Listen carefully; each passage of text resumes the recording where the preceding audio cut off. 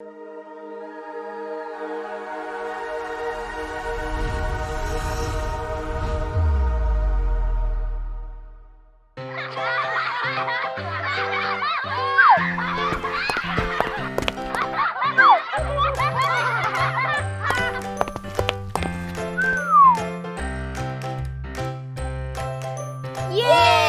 संपर्क दीदी आ गई।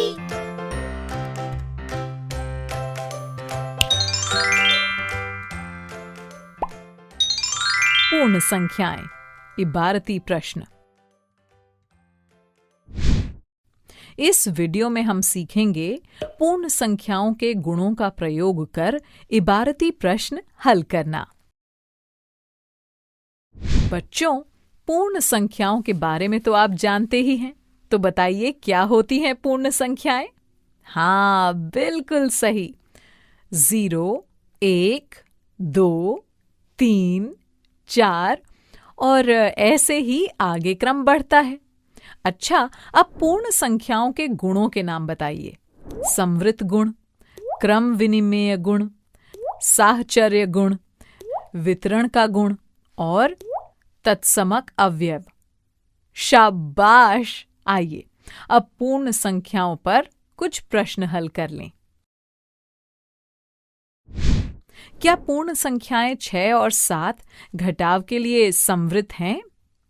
क्या करेंगे? सोचो सोचो। अरे बच्चों, ये तो हम जानते हैं ना कि 2 पूर्ण संख्याएं घटाव के लिए हमेशा संवृत नहीं होती, यानी हो भी सकती हैं और नहीं भी। तो चलिए पूर्ण संख्याओं 6 और 7 के लिए जांच करते हैं कि क्या उनका घटाव भी एक पूर्ण संख्या है या नहीं। देखिए, क्या 6 - 7 करने पर हमें पूर्ण संख्या मिलती है? नहीं ना। हम जानते हैं कि सबसे छोटी पूर्ण संख्या तो 0 होती है। इसलिए हम कह सकते हैं कि पूर्ण संख्याएं 6 और 7 घटाव के लिए संवृत नहीं हैं। नेहा 3000 रुपए लेकर बाजार गई है।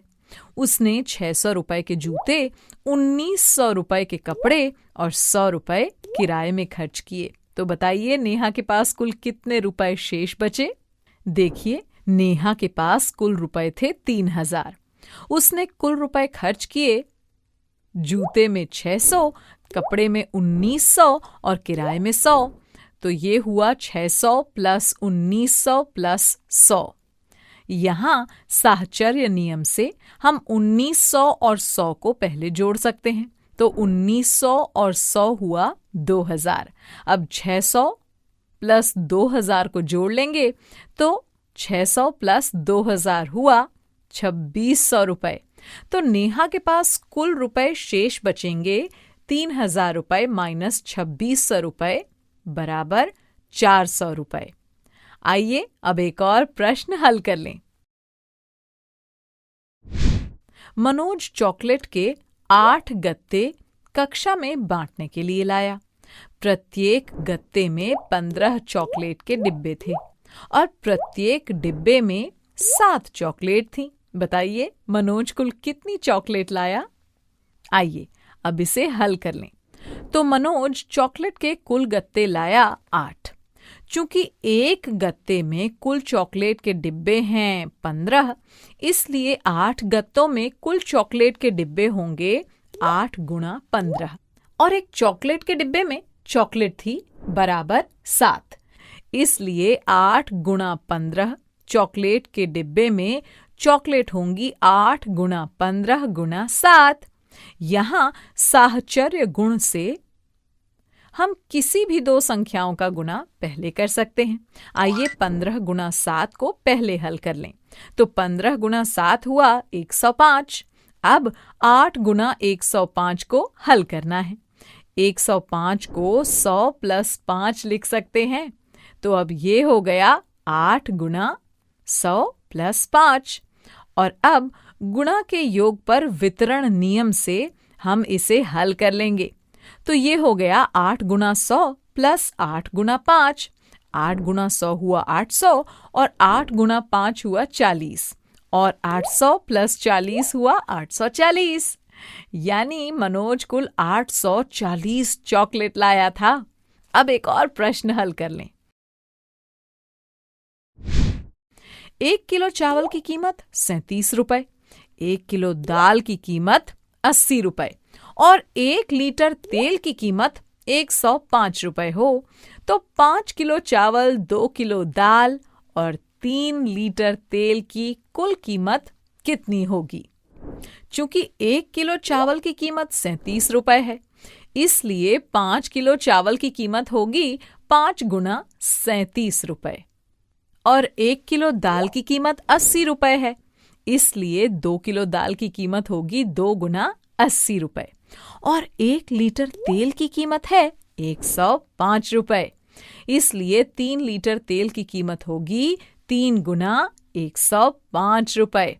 कोष्ठक के प्रयोग से हम चावल, दाल और तेल तीनों की कुल कीमत को इस तरह लिख सकते हैं।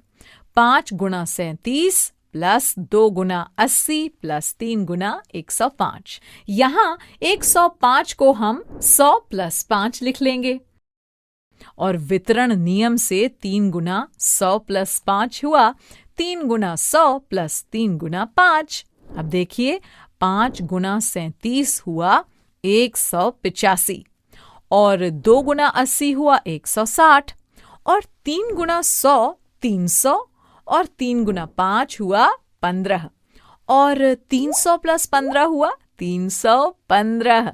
अच्छा, अब 185 प्लस 160 प्लस 315 में क्रम विनिमेय नियम से हम 185 प्लस 160 को 160 प्लस 185 लिख सकते हैं। और अब साहचर्य नियम से 185 और 315 को जोड़ लेंगे तो 185 और 315 हुआ 500 और 160 और 500 हुआ 660। तो 5 किलो चावल, 2 किलो दाल और 3 लीटर तेल की कुल कीमत हुई 660। अच्छा, अब आप 15 गुना 3 गुना 1 प्लस 27 गुना 0 गुना 8 का मान बताइए। देखिए 15 गुना 3 हुआ 45 और गुना के तत्समक अवयव से 45 गुना 1 हो गया 45 और योग के तत्समक अवयव से 27 गुना 0 गुना 8 हुआ 0। 45 प्लस 0 हो गया 45।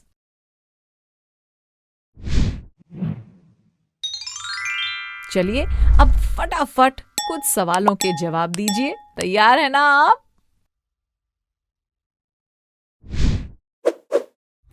क्या हम 285 माइनस 15 को क्रम विनिमेय गुण से 15 माइनस 285 लिख सकते हैं?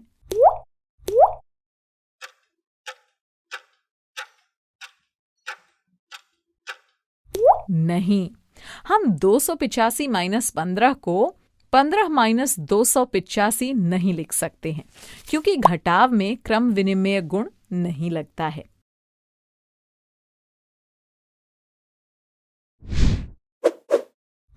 अब बताइए इनमें से 12 गुना 96 को किस तरह से आसानी से हल किया जा सकता है?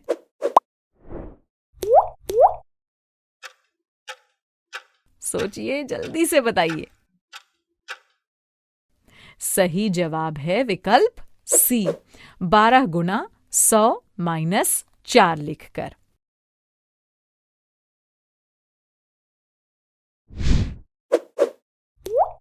अब बताइए इसमें कौन सा गुण लग रहा है?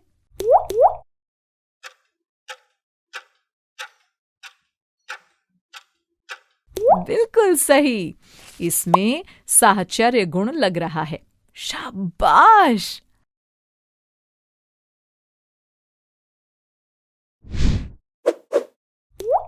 अच्छा, अब अगर हम 688 को सबसे छोटी पूर्ण संख्या से गुणा करें तो हमें क्या मिलेगा?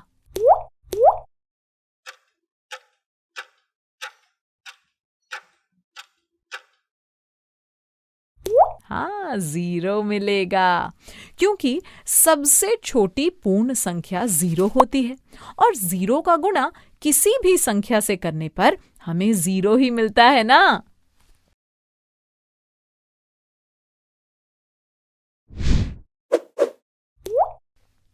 बच्चों, राहुल ने 35 की अनुवर्ती संख्या में 35 की पूर्ववर्ती संख्या को जोड़ दिया। बताइए उत्तर क्या होगा?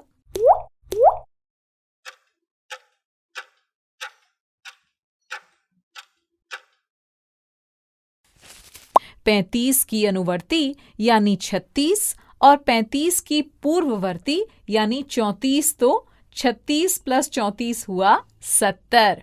तो उत्तर होगा 70।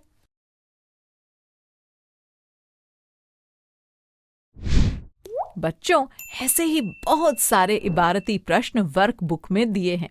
इनका आपको खूब अभ्यास करना है, ठीक है?